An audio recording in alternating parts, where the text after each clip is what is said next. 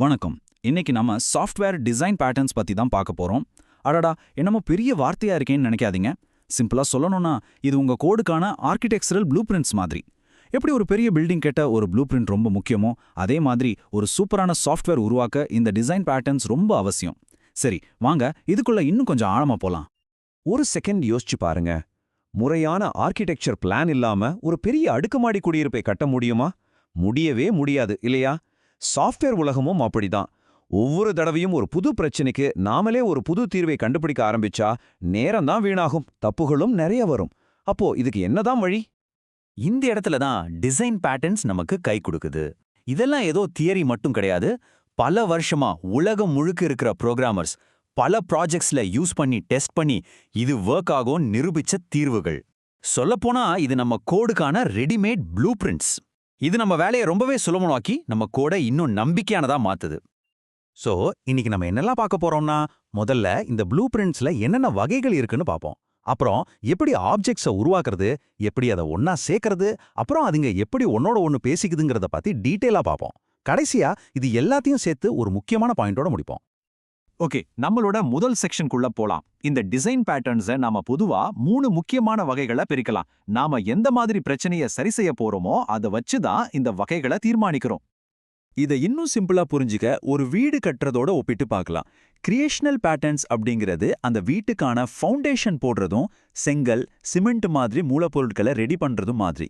Structural patterns அப்படிங்கிறது அந்த பில்டிங்கோட frame work, அதாவது சுவர், ரூம் எல்லாம் எப்படி அமையணும்னு முடிவு பண்றது.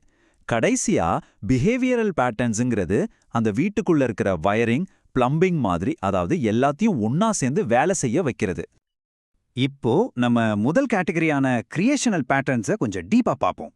நம்ம பில்டிங்கு தேவையான மூலப்பொருட்களான ஆப்ஜெக்ட்ஸை எப்படி உருவாக்குறதுங்கிறது தான் இது.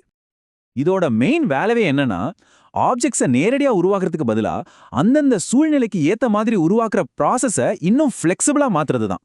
இதனால நம்ம கோடை திரும்ப திரும்ப பயன்படுத்திக்க முடியும். அது ரொம்ப சிம்பிளாவும் இருக்கும். இதுக்கு ஒரு சூப்பர் உதாரணம் சிங்கிள்டன் பேட்டர்ன். ஒரு நாட்டுக்கு ஒரே ஒரு பிரதமர் இருக்கிற மாதிரி நம்ம அப்ளிகேஷன்ல ஒரு குறிப்பிட்ட கிளாஸ்க்கு ஒரே ஒரு ஆப்ஜெக்ட் தான் இருக்கணும்னு நாம நினைச்சா இந்த பேட்டர்னை யூஸ் பண்ணலாம். இதனால ரீசோர்சஸ் வீணாகாது, ஸ்டேட்டஸும் கன்சிஸ்டென்ட்டா இருக்கும்.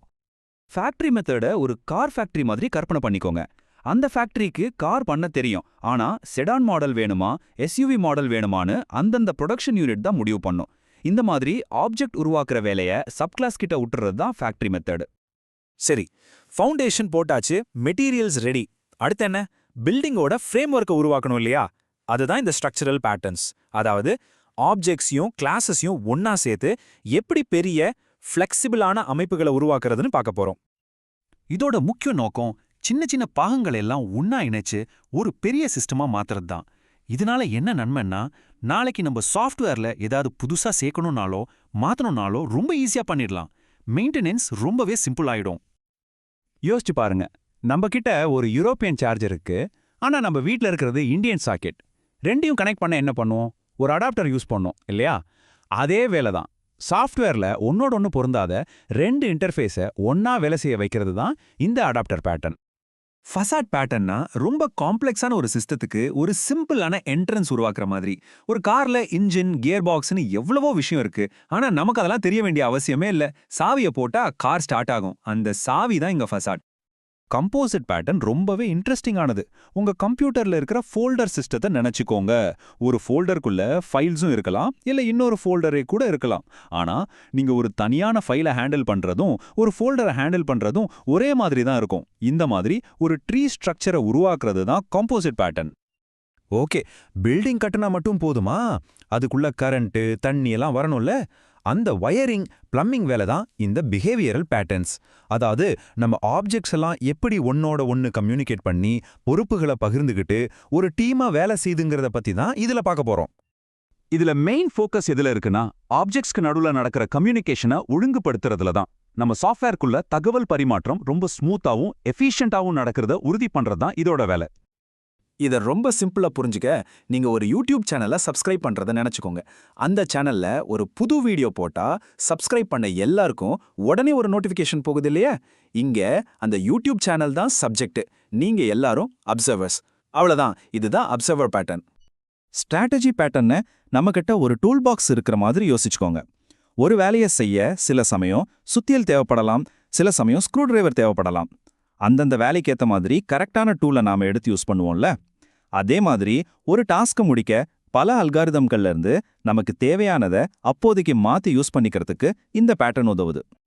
சரி, இப்போ நாம கிட்டத்தட்ட எல்லாத்தையும் கவர் பண்ணிட்டோம். ஒவ்வொரு பேட்டர்னையும் தனித்தனியா பார்க்கறத விட இந்த வகைகளை புரிஞ்சுக்கிறது எவ்வளவு முக்கியம்னு இப்ப பார்க்கலாம். வாங்க, ஃபைனல் டேக்அவே என்னன்னு பார்ப்போம்.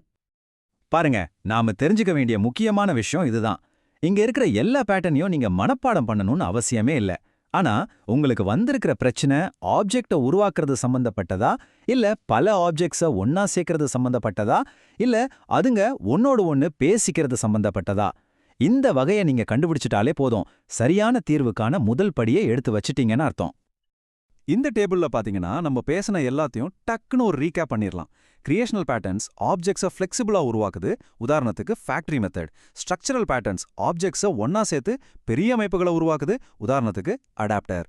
பிஹேவியரல் பேட்டர்ன்ஸ் ஆப்ஜெக்ட்ஸை திறமையா கம்யூனிகேட் பண்ண உதவுது, உதாரணத்துக்கு அப்சர்வர். இது உங்க மனசுல வச்சுக்க ரொம்ப உதவியா இருக்கும். சோ இப்போ உங்க கையில ஒரு செட் மாஸ்டர் ப்ளூ பிரிண்ட்ஸ் இருக்கு. இதெல்லாம் வெறும் தியரி இல்ல, உண்மையிலேயே ரொம்ப பவர்ஃபுல்லான டூல்ஸ். இதை வச்சு நீங்க இன்னும் பெட்டரான, ஸ்ட்ராங்கான, நீடித்து உழைக்கிற சாஃப்ட்வேரை உருவாக்க முடியும். இப்போ இந்த ப்ளூ பிரிண்ட்ஸ் உங்க கையில இருக்கு. யோசிச்சு பாருங்க, இதை பயன்படுத்தி நீங்க எதை கட்ட போறீங்க?